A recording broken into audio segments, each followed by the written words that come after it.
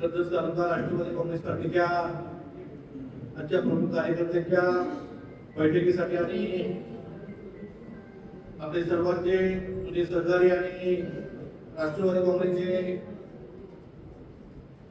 जुने कार्यकर्ते राज्यातील जिल्ह्याच्या पक्षप्रमुखांना उपस्थित असलेले आपले सर्वांचे नेते आदरणीय तटकरे साहेब, व्यासपीठावर उपस्थित असलेले एक बंधूजी पाटील साहेब, सुनीलजी पाटील, ज्यांचा खऱ्या अर्थाने आज आपल्या पक्षामध्ये स्वघरी प्रवेश होणारे आपले राजेशजी लाड साहेब, आमच्या जिल्हा परिषदेच्या सदस्या ठाकरेताई, ज्येष्ठ नेते आणि जिल्ह्याचे मुख्य प्रवक्ते भरतजी मदन, व्यासपीठावर उपस्थित असलेल्या नगरपालिकेच्या नगराध्यक्ष पटपताई दंडे, प्रदेशचे उपाध्यक्ष सुनीलजी पाटील, लक्ष्मीजी पाटील, मोबाईल साहेब, समाज कल्याण सभापती रामजी साहेब, संतोषजी पाटील, पंकजजी पाटील, खऱ्या अर्थाने संतोषजी पैमारे,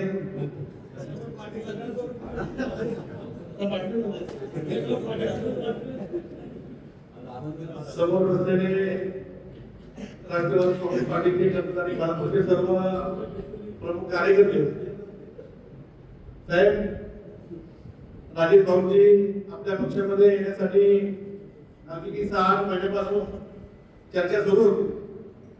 मधल्या काळामध्ये आपल्या नगरपालिकेच्या निवडणुकीमध्ये राजेश भाऊंचा आपला पूर्ण सुद्धा झाला होता. 4 वाजता आपला प्रवेश होईल असा आपल्याला मी निरोप दिला होता. परंतु राजेश भाऊची इच्छा असून सुद्धा त्यावेळी राजेश भाऊंना थांबावं लागलं. परत आमचं 2 दिवसापासून चर्चा सुरू झाली.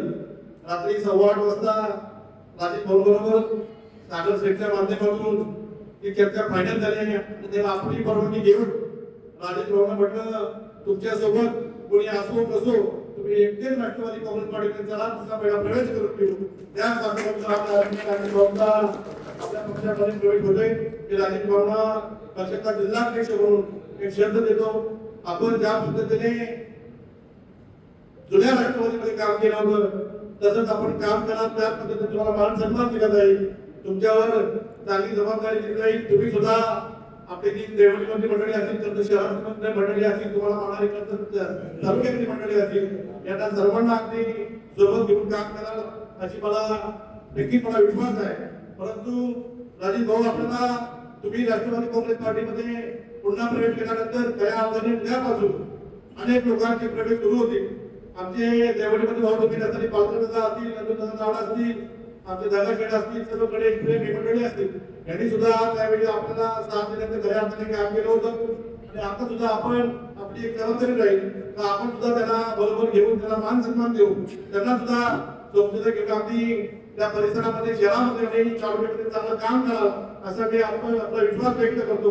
आणि राजेश भाऊंचं अगदी पक्षामध्ये आदरणीय साहेबांच्या आमचे स्वागत करत असताना भाऊ, आपण आपल्या तालुक्यामध्ये ज्या पद्धतीने आदरणीय लाड साहेबांनी राष्ट्रवादी काँग्रेस पार्टी सांभाळली, त्या पद्धतीने मधल्या काळामध्ये माझ्यावर जबाबदारी आल्यानंतर या सर्वांच्या आधी आपल्या सर्व प्रमुख कार्यकर्त्यांच्या माध्यमातून राष्ट्रवादी काँग्रेस पक्ष टिकून ठेवण्याचा, संघटना मजबूत करण्याचा आणि संघटन मजबूत करण्यासाठी या सर्व आपल्या सहकार्याने आपल्याला अगदी खासदार लावून आपली मदत केली.